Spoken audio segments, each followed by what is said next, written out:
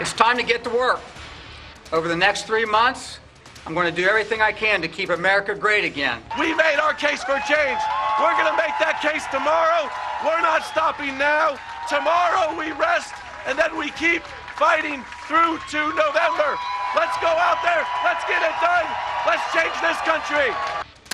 Here to talk about last night's result and its implications is the Democratic candidate in Ohio 12, Danny O'Connor. Danny, thank you very much for being with us. First, if we can, let's get a status update. How much did you sleep last night, and where do you think things stand this morning? Yeah, we got a few hours of sleep last night, but we're back up and at it, working hard, because we know that working people need a voice in Washington. And this race is too close to call. It was ruled out by a lot of folks a long time ago, but we just worked so hard with our grassroots army to have conversations about the type of country we want to have. I want to look at glass half full, then glass half empty here. Glass half full. This is a district where President Trump won by 11 points in 2016, yet right now it's within 1 point. It's a race that the Republican incumbent before had won by, I think, more than 30 points. So how did you swing so many votes to the Democratic side? How did this happen, and what does it tell us, perhaps, about trends across the country?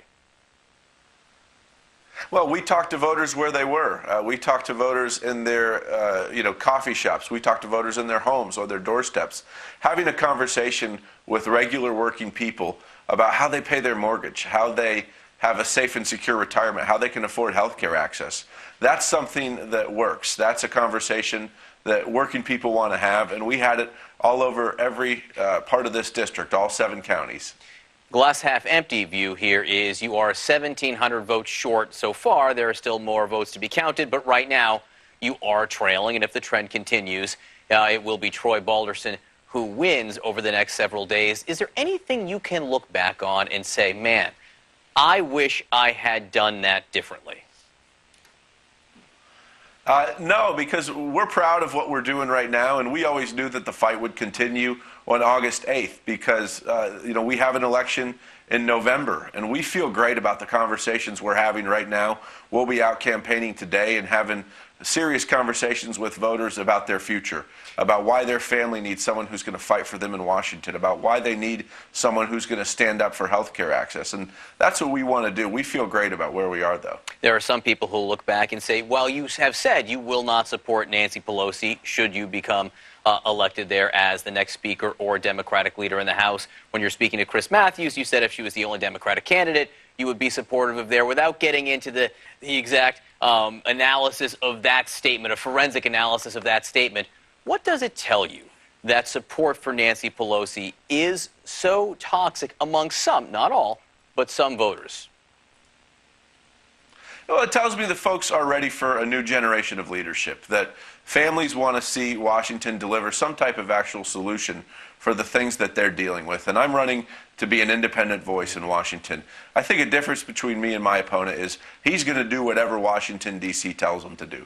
I'm someone who's going to be an independent voice. We need new leadership desperately in Washington, D.C., because if we're going to take on the problems of not just the next few years, but the next few decades, we need folks who are going to be looking to put forward serious solutions on that stuff. If you can, take a step back for us here and look at this race as a political analyst right now. There's a huge urban-rural split. And it is the type of thing we've seen all over the country. When I say urban, I mean more urban. Franklin, Delaware counties where you did very, very well. And those other counties, the more rural counties, where your opponent did very well. This split seems to be widening, and not just in Ohio 12, but across the country. Why?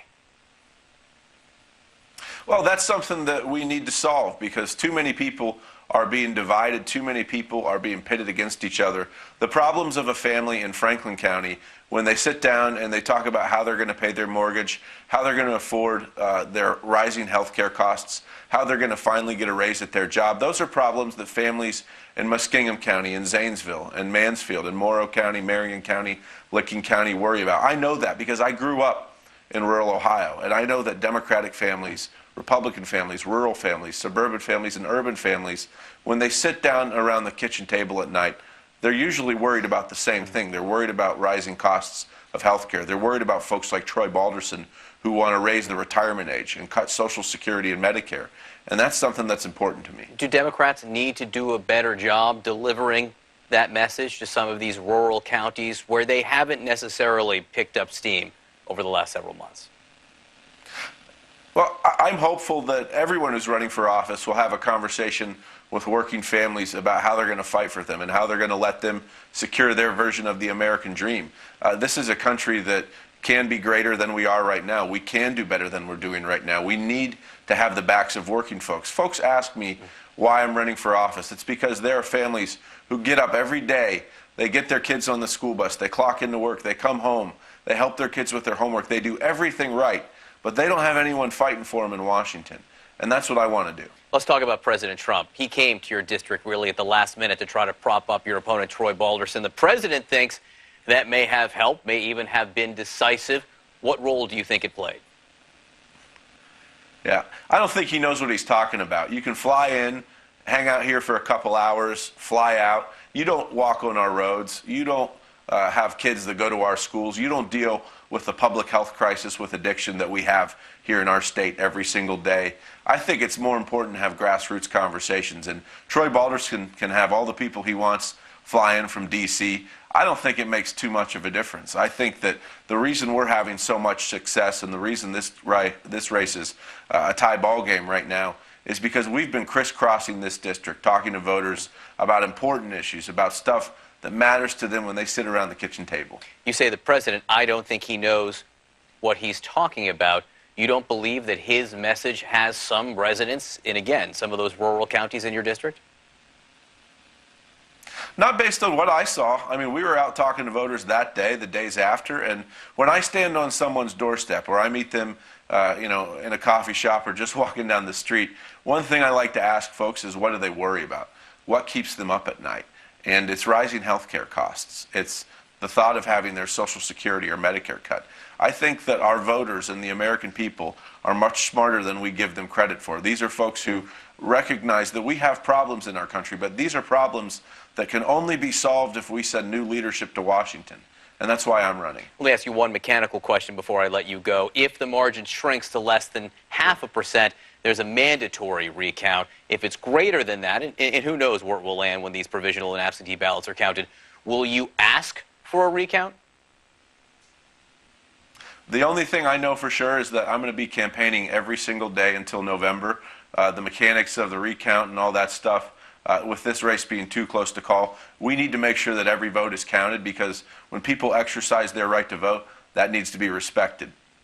Any final message you want to deliver to perhaps President Trump, who I think was calling you Danny Boy from the stump on Saturday night? Well, Danny Boy, I think that was the first song I ever knew. It's a traditional Irish song, and I think Danny Boy's actually a compliment, so I'll take it in stride. All right, Danny O'Connor, the Democratic nominee for the Ohio 12th Congressional District as it stands this morning and perhaps going forward to November. Thanks so much for being with us this morning.